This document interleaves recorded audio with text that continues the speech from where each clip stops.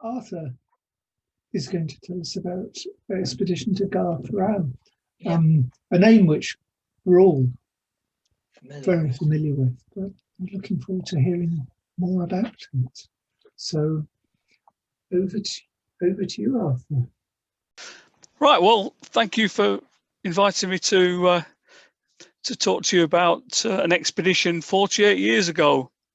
Unbelievable, isn't it? I was a mere 21-year-old back then.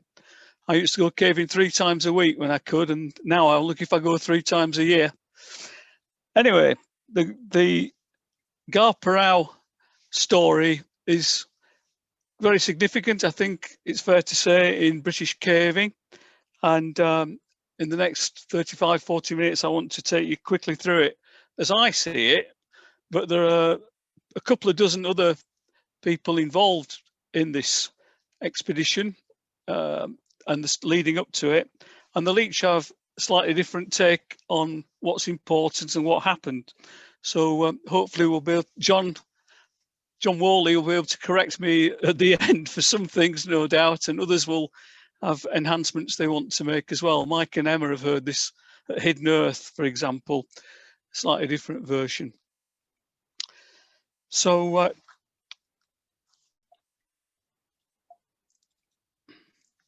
I want to split it into 3 chunks. Simple structure, what happened before 1972, the expedition itself in 72, and then what's happened since. Well, you'll all recognise this, and I can't take any credit for the picture. I think it came out of a calendar, but if somebody wants to own up to it later, then please do. But here we have Pennygent, Much Loved Mountain in snow conditions, and Horton in Ribblesdale, where my lasting memory of Horton is rain and wind. But anyway, this is obviously a lovely day. And there's the cottage, which was bought, I think around, somebody's going to correct me now, about 1967. But that was our normal abode at weekends. Around that time, there was a terrible tragedy which everybody on this call will remember, I'm sure, in Mossdale. And that lodged in the back of my mind, I'm sure in all our minds, as we were caving in the dales and further afield. Didn't stop us pushing the limits a bit. You may be able to recognise this character on the right, Pete Gray, and we probably shouldn't have been down Lower Long Churn on that particular occasion. I think we'd describe it as sporting. Pete and I used to climb around underground quite a bit, and on this occasion we got into what we called Cloud Chamber and Disappointment Pot. And I have a feeling John Whalley was on this trip. Certainly, if this isn't John's picture, any more decent pictures you see in the course of the next half hour or so are probably down to John. So the background to this story about Ghar Parau is that some of the CPC members and the YRC were very active in the late 60s. There was an expedition, for example, to the Grotta di Monte Cucco, I should say, in Italy, who were both in the YRC, got together. What had happened was that John Middleton in 1969 was visiting the Lebanon, and he met up with some cavers there who reported there was potential for caves, big caves on the border between Iran and Iraq. And he realized there was going to be, quite a few challenges politically, etc. And it would take a bit of time to plan a trip. So in 1970, he got to know Dave Judson a bit better because he was leading a trip to the Grotta di Monte Cucco. And I think John Whalley was on that trip as well. And it was here that plans were made for an expedition to the Iran in the Zagros Mountains the following year. John was going to be the leader and Dave was the deputy leader. So here we are. This is a simplified view, obviously, of the landscape. with the Zagros Mountains separating Iraq from Iran. And I was just noticing the other day how if you joined straight, you could almost join these 4 cities with a straight line from Tehran, the capital, through Hamadan, Kermanshah, where we were going to go, where the expedition in 71 was going to go, and then down to Baghdad. These are some of the members of the 1971 expedition. I think you'll recognise some of those names, and there's a very good write-up about it in the Yorkshire Ramblers Cub journal. They went out by Land Rover. That must have been an epic in itself, I'm sure, and camped at a place called Tekibustan initially. Sorry, these are black and whites, but we'll get onto some colour later on. But with such large mountains and big risings, there was obviously potential for very big caves in that area.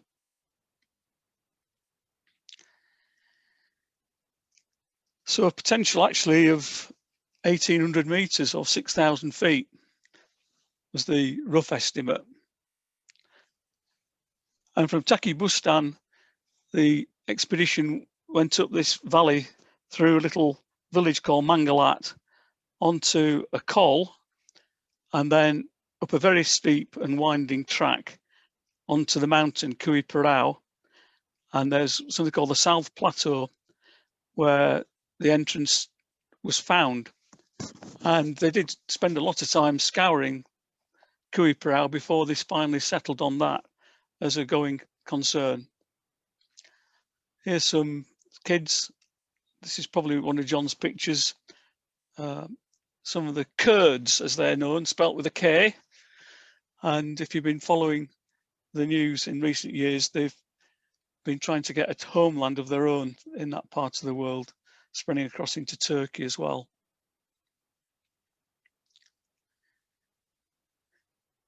Unusual hairstyles, probably got some deep and significant meaning, which we might find out a bit about later after this call. You get the idea, quite different to the Yorkshire Dales, very arid, very hot, hardly any visible water.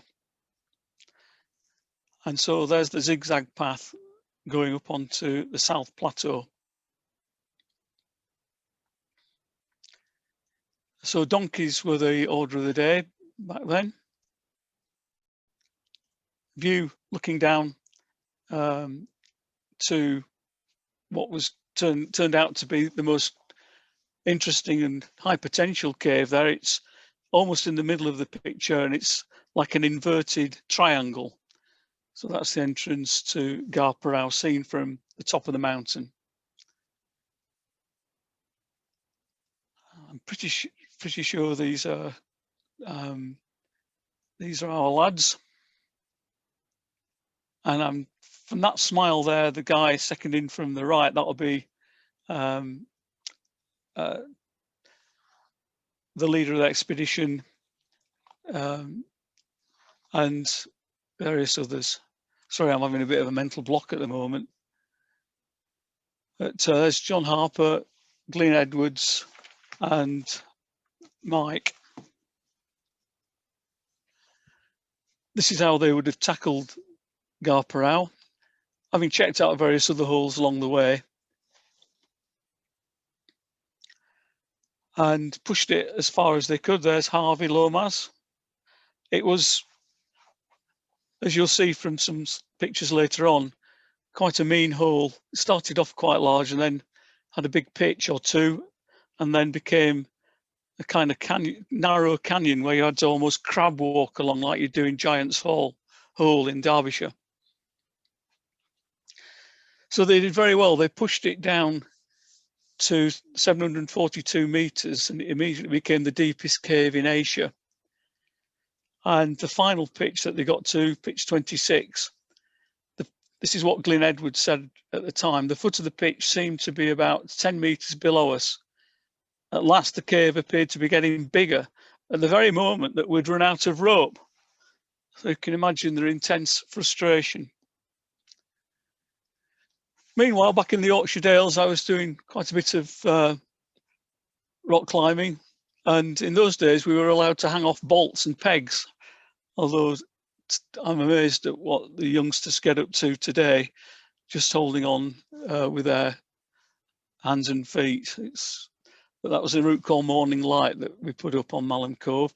And I used to work then with Pete Gray underground, using the similar techniques to bolt up into avens and find chambers and things like I mentioned earlier. But at the same time, we developed a rotating mechanical rock drill, was the glorious name we gave to it, which we thought could be quite useful down Ghar Parau, because the 1971 expedition had realised that they could only carry ladders so far down, and so single rope techniques were going to be the order of the day, and we obviously needed to have a free hang. So this is how it all fits together, and then that bit of it with a spring on fits inside an Upper Wharfdale Fellow Rescue Association stemple, which is a bit of expensive looking kit that was donated for these purposes.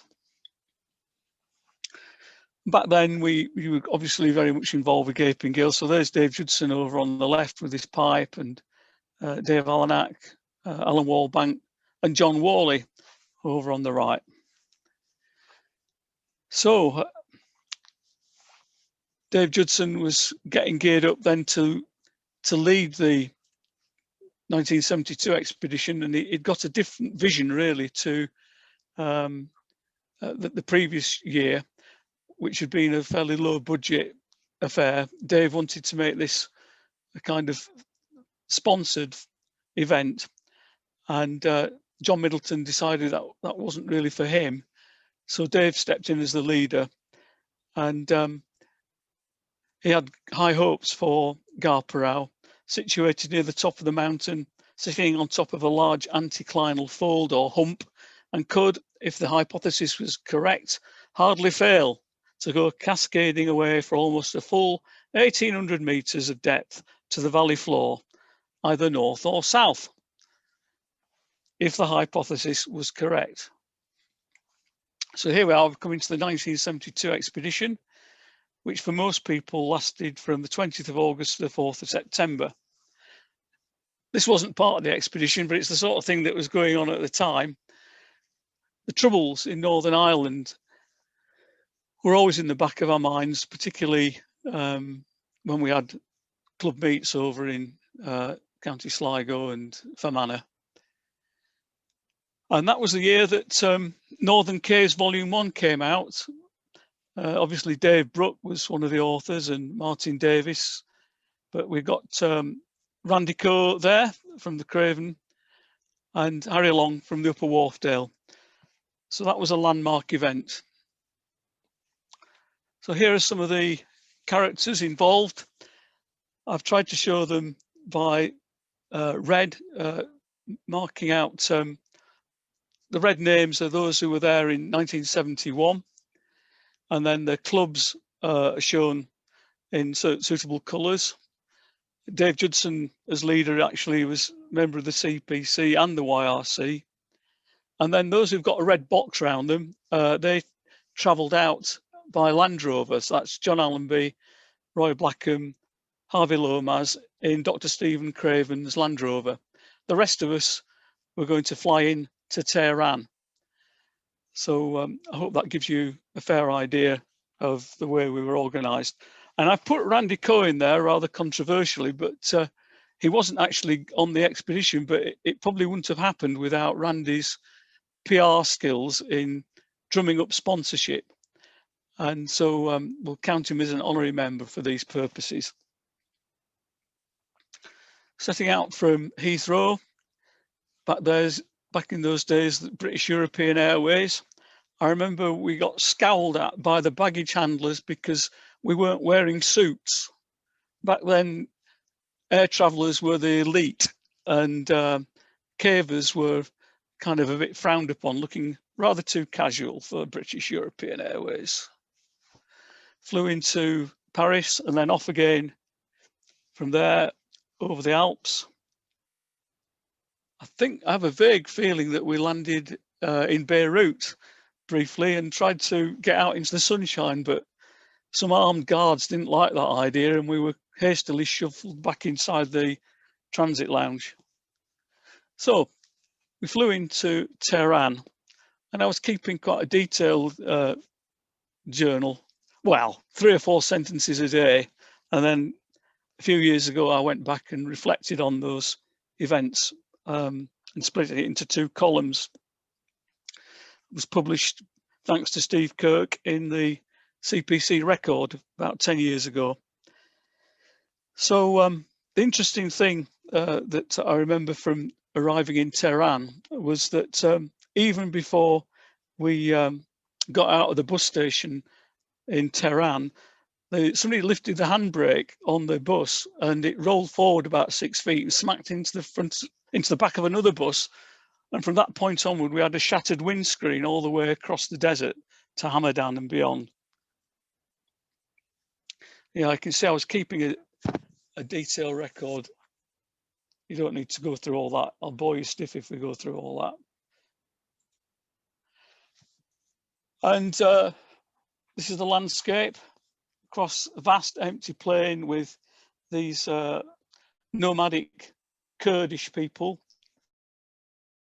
living in their tents, grazing their herds. We came to Hamadan. I think I saw somebody washing the Sunday joint in a fire hydrant at the side of the road, which I'd never seen before in Skipton. It was a bit of a shock, but that's the way they do things out there. And we had sheep, just like having Skipton, but they didn't look quite the same. They weren't the Swaledale ewes, they used something else. Oh, there's the fire hydrant with the mother of the household washing off the Sunday joint. Eventually we arrived in Kermanshah and we were given permission to camp behind the radio station, looking out onto Ghar Parau, which is a rather magnificent mountain about 5 or 6 miles away. So we didn't bother putting tents up for some reason, and I remember suffering from insect bites, but that's some of our kit there, which Stephen Craven and the others had brought out by Land Rover. Then we had, I think this is more of a spoof. Well, I might be wrong, it's so long ago I can't remember, but this is Harvey Lomas trying to hitch a lift with all that kit to get to the mountains. But some of the kit did arrive obviously by Land Rover to be repacked and then taken up to the col where you can see the little tree right in that saddle. We were passing through a little village called Mangalat, which had been abandoned because the Kurds moved higher up the mountain in the summer, but this would be their winter residence. And I remember John Allenby joking that this was the town hall. Here we are up amongst the Kurdish people again at the col.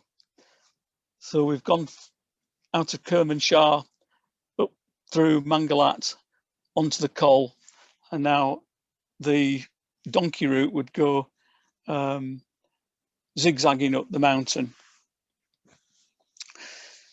We had waited a few days for the long-fabled helicopter to arrive, which had been promised by the authorities before we set off, but I think there was a war going on somewhere and they needed it for other purposes, so we never actually got the helicopter. But some of us stubbornly believed in the helicopter, that it would arrive and everything would be all right eventually. But in the end, we had to use the donkey transport. Some of these lovely kids who probably are grandparents now, no doubt, if nature has taken its course. From the col, the zigzag route for the donkeys went round to the right, but because Glyn Edwards had been here the previous year, he knew a shortcut. So 2 or 3 of us dutifully followed on with Glyn, and we had the next 3 hours were spent rock climbing up a 2,000-foot scramble really, which was tremendous fun, a bit like being on the Isle of Arran, if any of you have been, and seen some of those long rock routes there. So that's the kind of super direct route from the Col onto the South Plateau. Big thistles, as you can see, there's one that's not a very good picture, but you get an idea of the landscape there. And it was about moderate diff, V-diff occasionally, fairly straightforward, and eventually ended up there on the South Plateau. And the first thing we did, because we believed in the helicopter, was to make a large H out of rocks so that they would know exactly where to land. And we carried on believing in the helicopter, even though it was blatantly obvious that it was never going to come. We needed supplies. We needed paraffin for the stoves, and we needed water, obviously for many different purposes. After a day or two, we realised that we were going to have to make our own arrangements. And so one of the donkey guys,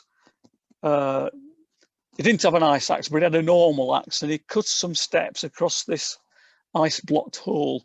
And then we went down and found there was some water which we could boil up. But we might not have done a very good job of boiling it up, because we all got dysentery after that. And I remember bringing home a tapeworm or something. So that wasn't recommended. Anyway, Dave and the others arrived on the donkeys. I don't think Dave rode the donkey all the way up the mountain. That would have been really scary, but that was after the loads had been taken off. And a day or two later, we got camp established. Back then, you may remember the Annapurna expeditions were going on, and this box tent, which you can probably see there with the words "ultimate" written down the side of it, that was the sort of most palatial of the tented accommodation, I suppose. Getting on with the caving, because you must be wondering when we're going to get down the hole at this rate. Well, there's John Allenby taking a load of rope down into the entrance, which obviously would be blocked by snow in the winter months. And as I said earlier, Gar-Pareau starts off with grand chambers and quite a lot of breakdown. But the way on then is down a greasy slab, which we put a hand line down.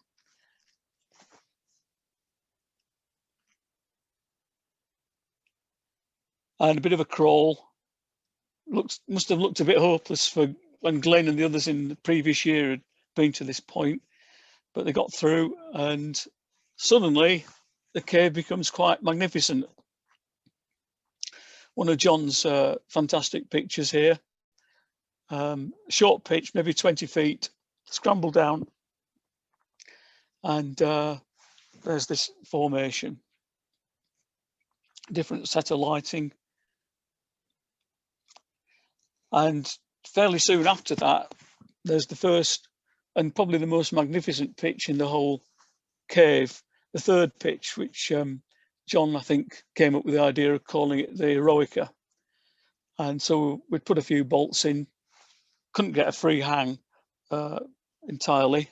And I think back then, SRT was relatively new, and we just ran the rope over the gentlest slope we could find, but we didn't know back then about rope protectors and free hangs to the extent that we do today. And you'll see the figure-of-8 device that we were using, which has obviously been replaced by more sophisticated gadgets in recent decades. The Eroica pitch, which was magnificent, probably, I've forgotten, maybe about 120 feet, something like that, and free hanging nearly all the way. The pitch was quite challenging actually on the way out, although it was only a relatively short pitch, but we realized why it was so fatiguing, because we were climbing at an altitude of 10,000 feet and our bodies still hadn't adjusted to the altitude. So a bit of a paradox there. Back on the surface, you get an idea of the campsite over on the right and the Gar-Pareau over on the left, and then the huge drop off, 2,000 or 3,000 foot cliff down to the Col. We went up the mountain, had a look round. You see the guys with headaches there holding their heads. We're still acclimatizing at this point. And another trip went up. I wasn't on this one. And as they were going up one ridge onto the summit of Gar-Pareau, there was a big cat of some kind. I don't know if it would have been a leopard or a puma that was tracking them on a parallel ridge. And the closer they got to the summit, the closer the big cat got to them as well, which was quite exciting, I suppose. I don't know how it ended, but they all came back to camp rather agitated after that. So there we are, going back down the hole again. You can see all the shattered rock.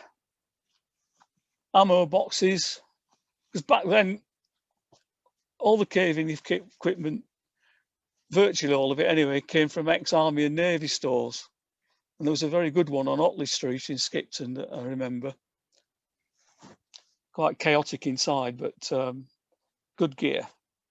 That's back to the Eroica again. I think that might be the last of John's slides of the third pitch, but it is such a beautiful picture. He's done a brilliant job with it.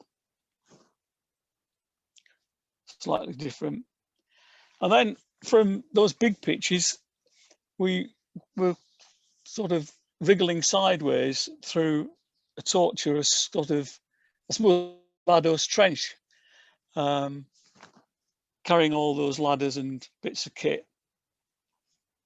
Eventually we got down to about, what was it, pitch 15, I think. From there downwards, we were going to rely on SRT rather than ladders.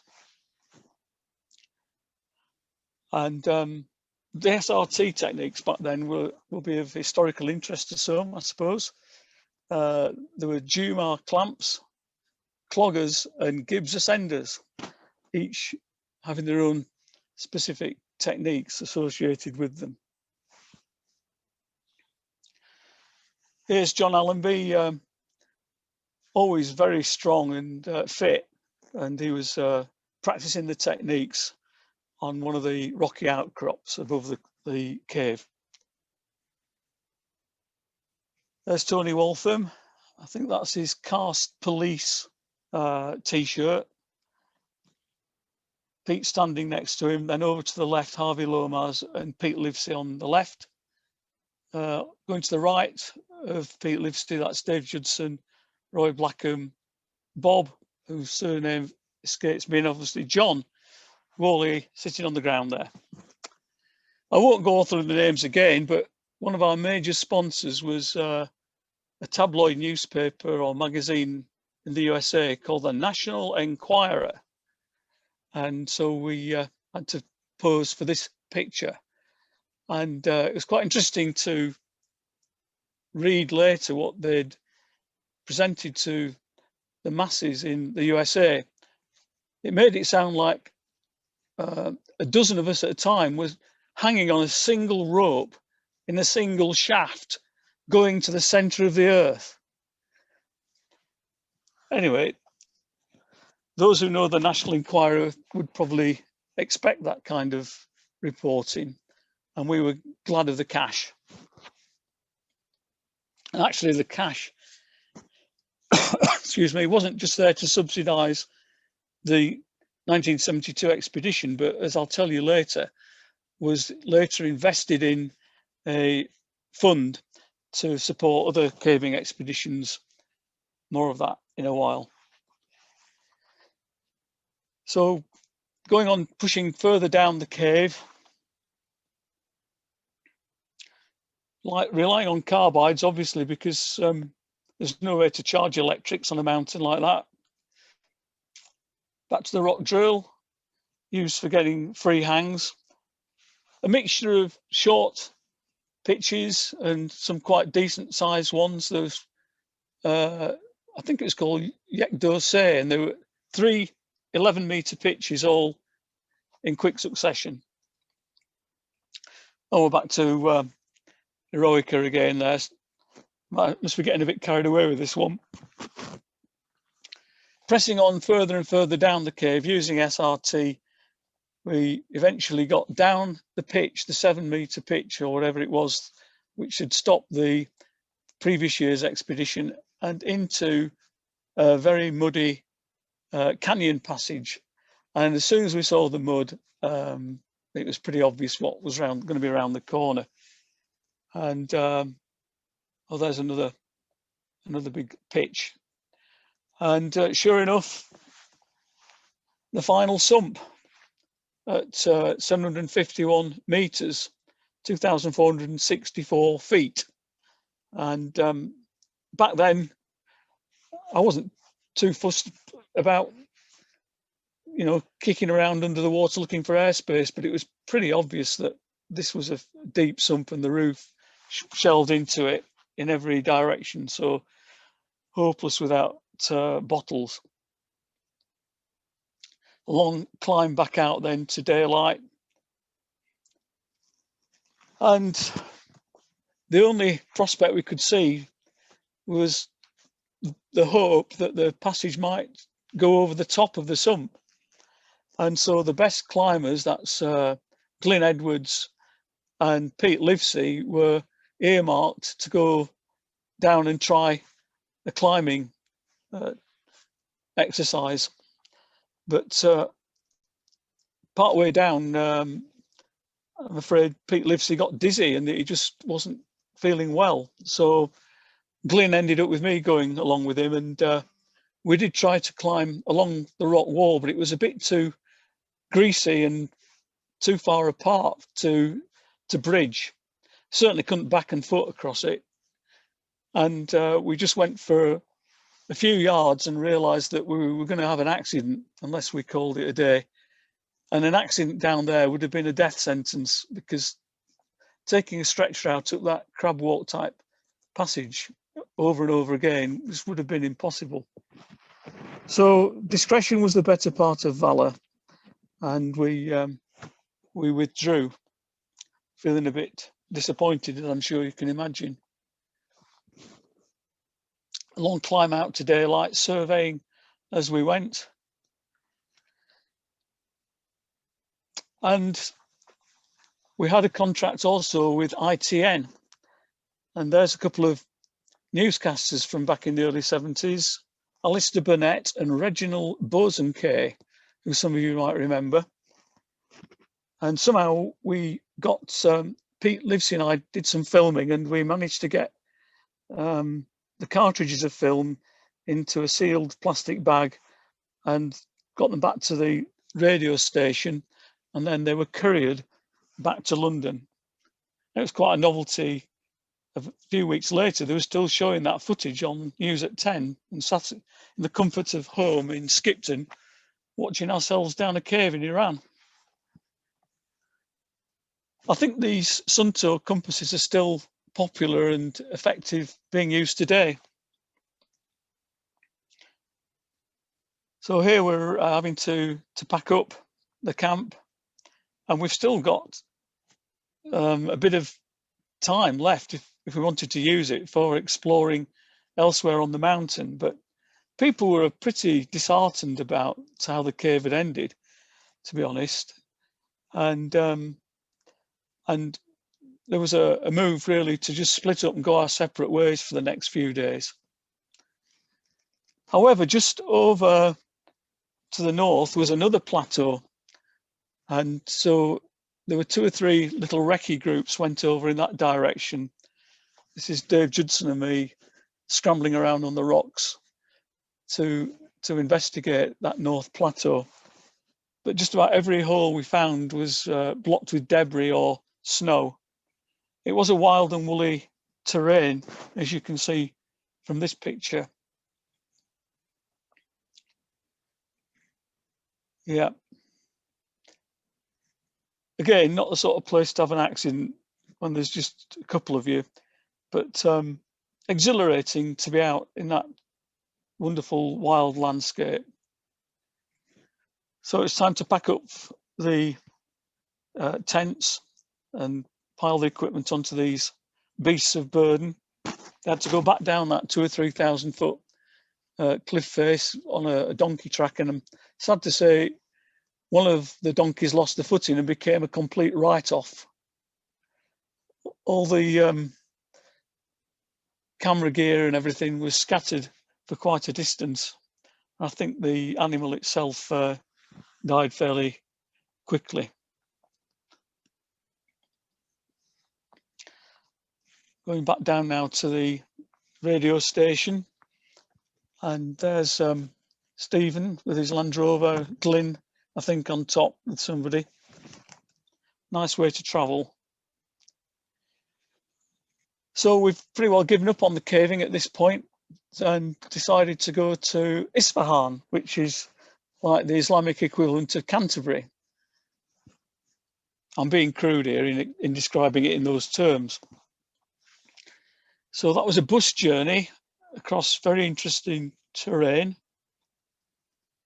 Sorry about the quality of the slides. But I remember at one point I was sitting near the front and the bus driver got a compass out and took a bearing across the desert and then set off in that direction with his bus.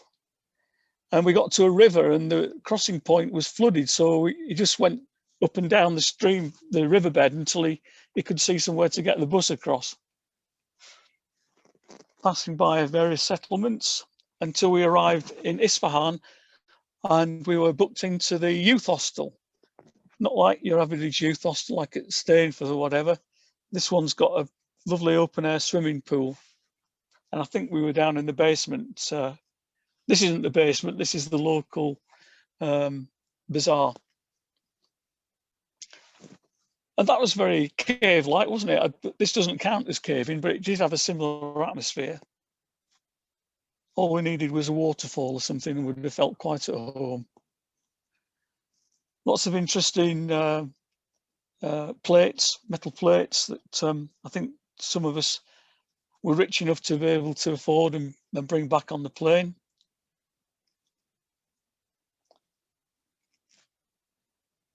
Here's John outside the Blue Mosque in Isfahan.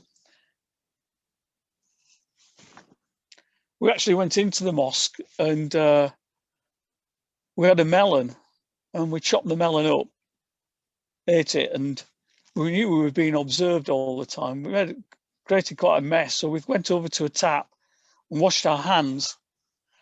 And obviously that wasn't really what we were supposed to do as non-Muslims. And as soon as we walked away from the tap, a guy came along with a scrubbing brush and a bar of soap and he cleaned it all off. I don't know why I remember that, but anyway. Very beautiful. And those of you who've seen Islamic art in places like the Alhambra, not in Bradford, I mean in southern Spain, will know just how impressive this is. And just outside of Isfahan, there was something called a shaking minaret. So we got a taxi and went there and climbed up this minaret on the inside of a spiral staircase. And we were wondering, why is it called the shaking minaret? And all of a sudden, when we moved sideways, we realized because the whole thing sways. You see, it's on those wooden beams. And when you're 100 feet up and swaying around inside the brickwork, it's a little bit scary. That was a slight adrenaline rush. I think that might be Dave Judson up there. Oh yes, and then we went up to the Zoroastrian fire altar. Now you may wonder, first of all, how's John going to scramble up that almost sheer rock face? Well, he did it with his bag as well. And you may then wonder, well, why is he wearing a suit? Well, the reason is that we had a strong suspicion we were going to break the world depth record for the caves, and the Shah of Iran would want to entertain us for a banquet. Or wouldn't you? So John was the most smartly dressed person on the expedition for these purposes. And sadly, the Shah wasn't available. The top of that rock face, which John was climbing up, there was a Zoroastrian fire altar. And Dave Judson here looks like he's ready to become a human sacrifice, don't you think? Some of us felt like making him into a sacrifice, but no, we declined. After a few days in Isfahan, we got another bus to Tehran, and that would have been all day of a journey, probably 250 miles, something like that. And we were very fortunate to have permission from John Sufcliffe, I think it was, who was a geologist out in Iran at the time, and this was his corporate residence. A wonderful base, no beds, but we were used to sleeping on beds and things, so we made ourselves at home there and got taxis into the city when we were going to go shopping or whatever. Whoops. And then the next adventure was on Mount Damavand, which is, as you can see, 18,405 feet high. It's reminiscent, I think, of Kilimanjaro, and I think it's the highest peak between the Himalayas and Kilimanjaro. It probably doesn't take a great deal of mountaineering technique to get up this one, especially if you get a lift in a Land Rover to about 12,000 feet, following the roadway that's been made for the pumice mine, which you can see over on the left. And that's what we did. We were dropped off at fairly high altitude and spent the night in this shelter. Quite an amazing view out across the clouds. And it looks like, very conveniently, the Mountaineering Club have made a scale model of Mount Damavand for us there, that pile of rocks on the left, so we could plot our progress. So there were 2 or 3 strong groups who went sent off from here. About half of us made it to the top and half didn't. I was in the category of failure because I got to 14,000 feet and I hadn't acclimatized it all well and was violently sick, and decided that I was going to miss out the final 2,000 or 3,000 feet. But I think John Whalley and Glyn Edwards and several others made it all the way up to the summit. And as they got close to the summit, they noticed yellow rock from sulfur. The reason the sky is black is because of the contrast between the white snow and the blue sky. It wasn't really like that, but every so often they'd see some yellow clouds of sulfur choking poisonous gases blowing towards them, and so that would spur them on. Meanwhile, back at the residence in Tehran, we were chilling out, enjoying the swimming pool. This is the life, eh? And then eventually we had to climb on a plane and go back to rainy London. I think Pete Livesey, correct me if I'm wrong, somebody, he managed to get back a few days earlier. He took a razor blade and scratched the date off the ticket. And he managed to blag his way onto an aircraft and get back to London a few days before the rest of us. So around that time, Glyn was featured in the Geographical magazine. I think this, I better not say for sure. I think it might be Juniper Gulf. I'm not sure. Or Rift Pot, anyway. And again, within a few weeks of coming back from Iran, in a rather mad decision, Clive Green, Dave Judson and myself decided we'd go back to Mossdale. And the cave had been officially sealed following the death of those young lads a few years before, but Dave Judson knew a way in. He'd been there several times. And we took Bang and Debts. That's me crawling through Far Marathon, and you see the gritstone, dark gritstone floor. Yes, we shouldn't have gone in really, looking back, but it was kind of on the rebound, failure in Iran, so let's try for success back at home. And that's Far Stream Passage, one of the few pictures of that part of the cave.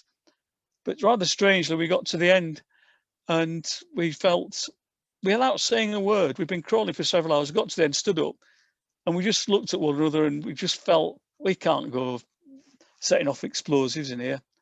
We just turned around and crawled back to daylight and hardly said a word to one another. Most peculiar, but it set me off on a kind of reawakening of my spiritual life, which, although it was a bit uncomfortable, turned out really well. Soon afterwards, Dave Judson published the book. Well, it wasn't actually Dave Judson, he wrote it, and it was published by Macmillan, which you can still find on Amazon if that way inclined. And I had the task of drawing up the survey, and you can see the difference that our 1972 expedition made. We went from a depth of 742 meters to 751 meters. So that was an awful lot of effort. And that's where the expression, the cave as Gar-Pareau, has come from. Cave with wonderful potential that ends disappointingly soon afterwards. So Gar-Pareau did make it onto the world's deepest cave list at the time. It didn't get past Monte Cuco, but it was up there. And now I think it's about 100th in the league table. I've not looked it up. But Dave Judson's book makes reference to the mountains of this area. And he says that there's a huge virgin area of speleological potential. To date, there are no known caves in the world with greater potential for deep exploration. Well, the passage of time has proven that those caves off the Black Sea in Russia have now got the world's deepest cave, unless it's changed since I last looked it up. And I think Mike Bottomley's been down the bottom of there about 10 years ago. So that's end of 1972. A quick overview of what's happened since. The year after we were there, a strong Polish team went down Gar-Pareau and tried to get through the sump or over the top of it, and they failed. But they did find some big shafts, and I suppose they were hoping to bypass the sump in that way, but they didn't succeed, sadly. And then there was another expedition a few years later, and they found lots of caves on the plateau. 1,000-foot shaft, it might have been the same one the Polish lads had been down, I don't know. And bit of a frustrating time for them, although it ended in a different area with a cave that had a huge stream passage, 150 feet high, and then suddenly blocked by a roof collapse. I became aware that Simon Brooks had written an update, and he said that a second entrance to Gar-Pareau had been found in around 2006, and avens in the lower part of the cave had been climbed to try and find a way over the terminal sump. And in 2004, a team of cavers from Kermanshah actually put a diver in the sump, and it was found to descend to a depth of 3 meters and then close down. So that was interesting. And I put that on there. That picture is of a shelter that's been built on the South Plateau, which must make life a lot easier for cavers, because the wind and rain can blow in there. It's very cold at night. And then there was a series of Russian expeditions, and despite 3 attempts, they didn't manage to bottom the cave. And they concluded that the cave had many more problems than they'd imagined. And then I noticed in Descent 2009, there's a reference that a few months earlier, a caver stroke climber from Hamadan lost his life in Gar-Pareau in the vicinity of pitch 10. And it was a guided trip. So by then Gar-Pareau was becoming a bit of a tourist trip, and the main cause of death was hypothermia. It took 20 Iranian climbers and cavers 2.5 days to get the body back to the surface, which is why I said that if you had an accident at pitch 26, you might as well bury you in the mud there. And the article goes on to say that that Gar-Pareau was of a similar challenge to what climbers would regard as like the North Face, the Eiger, or something like that. Probably overstating it, but we didn't know how hard it was. We just got on and did it as best we could.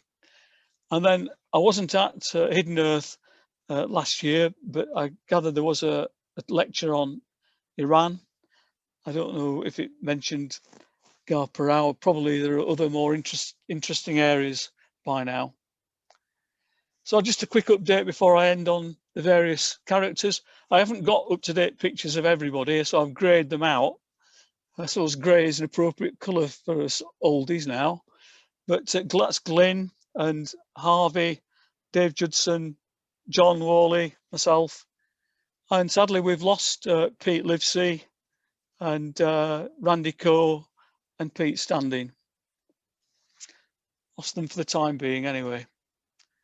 The National Enquirer is still going great guns, churning out the tabloid stories. And Iran obviously wants war with America because look how close they've put their country to all these American air bases. One of the lasting legacies of Ghar Parau obviously was the Ghar Parau Foundation, and those of us on the expedition bought the equipment off the trust as it was at that time, and the money from the sale of equipment and the sponsorship that was left over went into a fund which has been supporting caving expeditions ever since. It's a registered charity. And these are just some of the places where cavers have been active, using a certain amount of money, probably a few £100 for each of these expeditions. But it just gives a bit of encouragement to keep pushing the boundaries and not do tourist trips all the time. So there we are. That's the end of the Ghar Parau story from Arthur Champion's point of view. It's not the definitive account. It's the best I could come up with in the time available. Thank you. Thank you very much for that. If anyone else wants to, I was going to unmute you all, but anyway, let's have a look. But that was really good. That was very interesting. Excellent, Arthur. You can all unmute yourselves if you want. Thanks for sharing your slides, John. Okay, no problem. It was a very enjoyable. You did very well. Brought back a lot of happy memories. And unhappy ones as well, I would suspect. No, not really. Not that I can recall. You were young enough not to notice it. Yeah, well, I've got the rose-tinted backward-facing spectacles. Right, okay. It's a great privilege to be able to go like that, and I think that you value the people as much as the actual cave in the end, I think. When you were there, was there any hint of political instability?